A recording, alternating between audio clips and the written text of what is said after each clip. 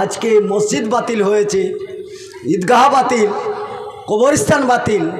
কালকে যখন ওই মসজিদে আজান দেবেন, সিভিক পুলিশ যেমন রাস্তা কন্ট্রোল করছে, কালকে আপনার মসজিদের বারান্দায় এসে সিভিক বসে থাকবে।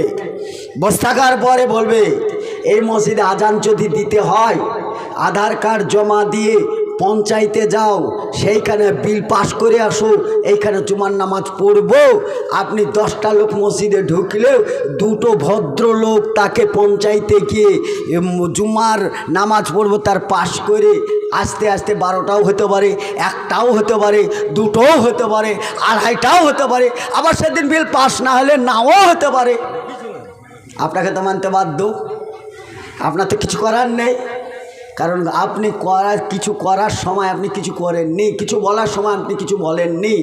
আইন পাস হওয়ার পরে আপনি পোস্ট দিয়ে ইমান নিয়ে আপনি ওই জায়গায় যাবেন, তখন তার ইমান থাকবে না। আপনারাও চাইছেন যে মসজিদ বাতিল হয়ে যায়, যাক, নামাজ তো মনে পড়ি না।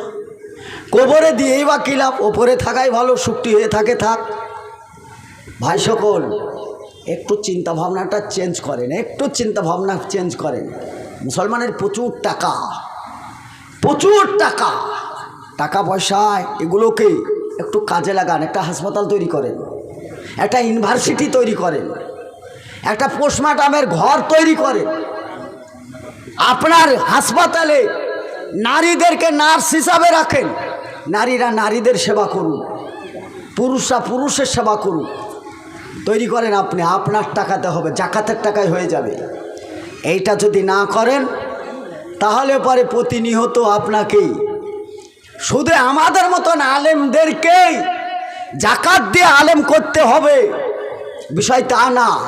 ভালো একটি ছেলে ট্যালেন্ট আছে, টাকা পয়সার অভাবে সে লেখাপড়া করতে পারে না, তাকে টাকা পয়সা দিয়ে সে উকিল পড়ছে, উকালতি করার জন্য তাকে টাকা দেন, পয়সা দেন।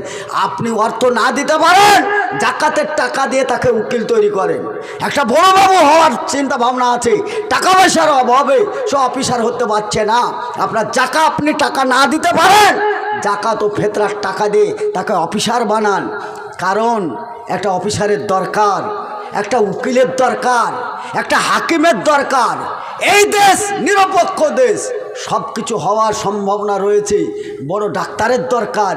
আপনার যখন একটা কেসে লড়াই হবে, সেই লড়াই কিন্তু একটা উকিল দরকার আমার পক্ষে।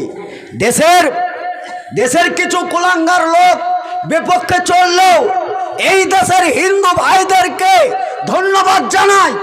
কারণ আমরা কোনো কেসে ফেসে গেলে টাকা পয়সা খরচ হোক, কিন্তু উকিল ধরলে কোনো হিন্দু ভাই সেই উকিল হয়ে আমার কেসে লড়াই করে আমার কেসে তার জিতিয়ে দেয়, তাহলে বোঝা যায় এ দেশের সম্প্রীতি রক্ষা করার জন্যে হিন্দু হলেও মুসলমানের কেসে লড়াই করে মুসলমানদেরকে জিতায়। আমরা তাদের উপর আস্থা রাখি। আমার এই দেশের হাকিম মুসলিম না হয়েও যদি কোনো হিন্দু ভাই হাকিম হয়, তার কাছে সুস্থ বিচারের জন্যে রায়টা নিরপেক্ষভাবে মুসলিমের হয়ে ফাইসালা হয়ে আসে, তার জন্য ধন্যবাদ জানাই। বড় অফিসার প্রফেসর যারা দেখছি আমরা, তারা হিন্দু হলেও নিরপেক্ষ দৃষ্টিতে স্কলারশিপটা মুসলিমদের হাতে তুলে দিতে তারা দ্বিধা করে না। আমরা ধন্যবাদ জানাই। আমরা দেশের সম্প্রীতি বজায় রাখতে গিয়ে আমরা দেশের বড় অফিসারদেরকে ধন্যবাদ জানাই। আমি অনেক হিন্দু ভাইদেরকে দেখেছি যে তারা এই রমজান মাসে অনেক গরিব দুস্থ লোকদেরকে দান খায়রাত সাদকা করেছে ওপেনভাবে সোশ্যাল মিডিয়ার মাধ্যমে। ধন্যবাদ জানাই তাদেরকে। শুধুই তাই নয়, আমার জানা মতে সিভিক পুলিশ যারা আছে, যারা এইসব সিভিকের কাজ করে, আমি বহরমপুরে গাড়িটা একটা ক্রসিং করতে গিয়ে ট্রাফিক ভুল করে আমি রং নাম্বারে চলে গেছি। এখন চলে যাওয়াই আমার গাড়িটাকে ধরলো। ট্যাক্স মারার আগে আমি গাড়ির ভিতরেই ছিলাম, আমি বেরিয়ে এলাম। বেরিয়ে আসার পরে এই যে মাথায় টুপি আর পাঞ্জাবি দেখে